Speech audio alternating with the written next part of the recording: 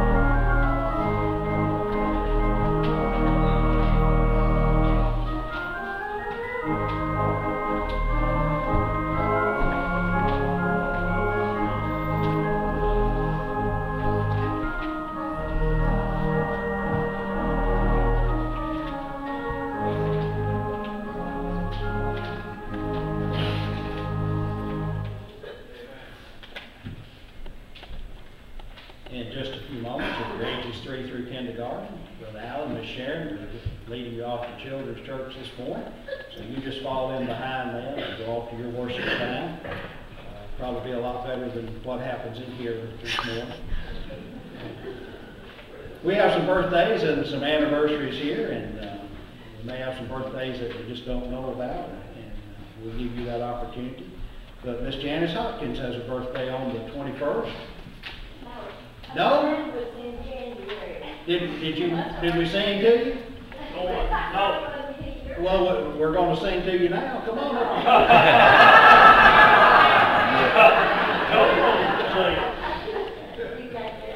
Can you make it up here?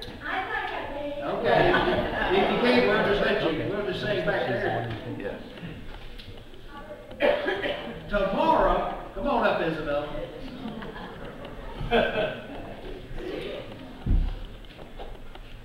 We don't have that one down yet, okay? I got my birthday card and it's pretty. Well,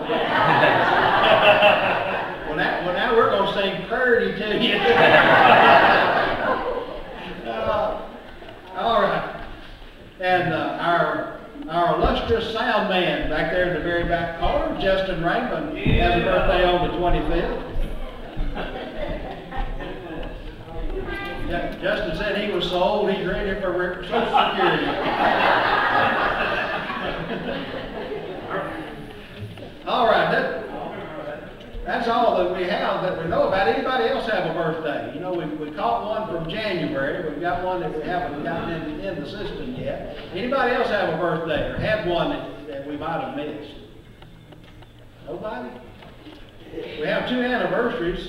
James and Nancy Carter has an anniversary on the 22nd, and James and Rita Napper has one on the 24th, and neither of those are here this morning. Any other anniversaries? No other anniversaries? Anybody planning on getting married? Anybody want to stand up here and say what it's like to get married? All right, I guess it's just birthdays, Marilyn, and when we get through singing happy birthday, if you're ages 3 through kindergarten, just follow Brother Allen and share all the children's churches.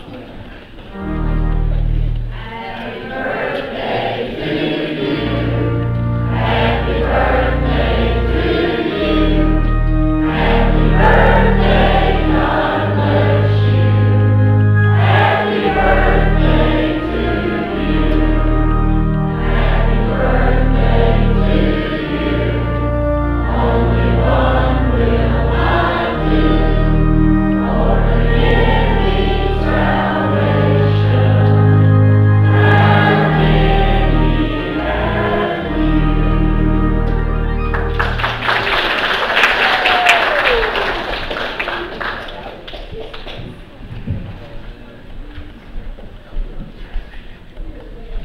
While they're getting ready to go to children's church, if you're using your songbook, turn to page 177. We're just going to sing this.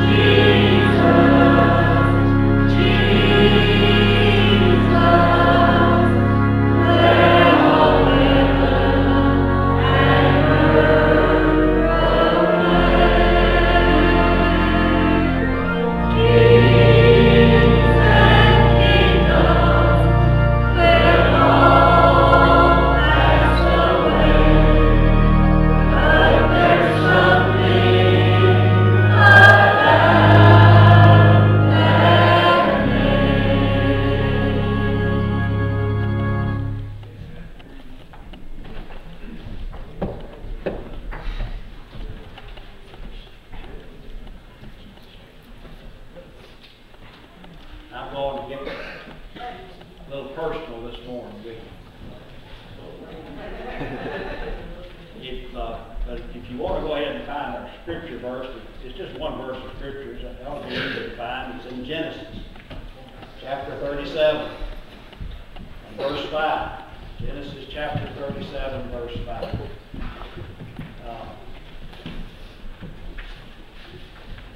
We're going to talk about dreams this morning. And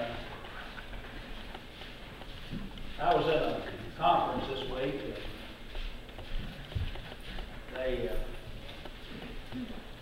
told us that every generation has its own set of dreams, has its own set of values. This is where I'm going to get personal. I'm going to prove to the church that I was good in all this. How many of you were born before 1945? We've got a few of them. Well, before 1945. Hold up your hand again. Okay. We're not going to deal with you.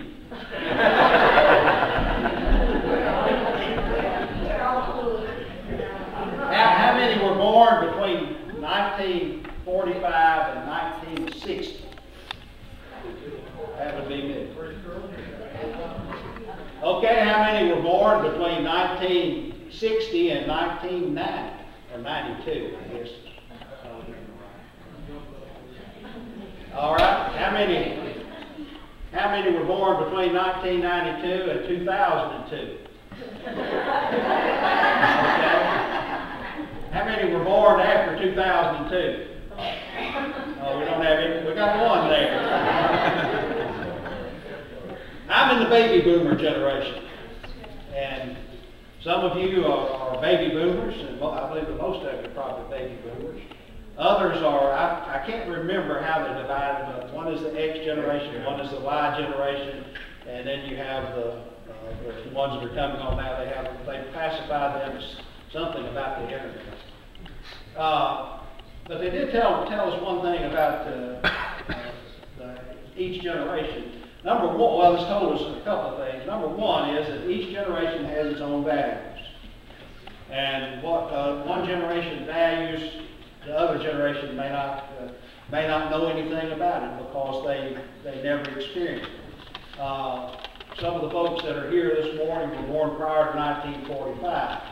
The thing that they have in common that none of the rest of us have in common is that they experienced, or probably experienced, some portion of the Depression, the Great Depression, where no one had anything. They experienced a time of war where the country literally shut down most of its production and went into war mode. And that greatly influenced them. I'm not going to deal with them too much because the illustration that they gave is the boomer's own. Here's the illustration they gave of the difference between a boomer and the other generations. A baby boomer, if you drive a nail in a 2x4 and have the baby boomer the hammer and tell him to drive the nail, he will go out there, or he or she will go out there and drive the nail. If you have the same situation, you hand the hammer to an Xer, the next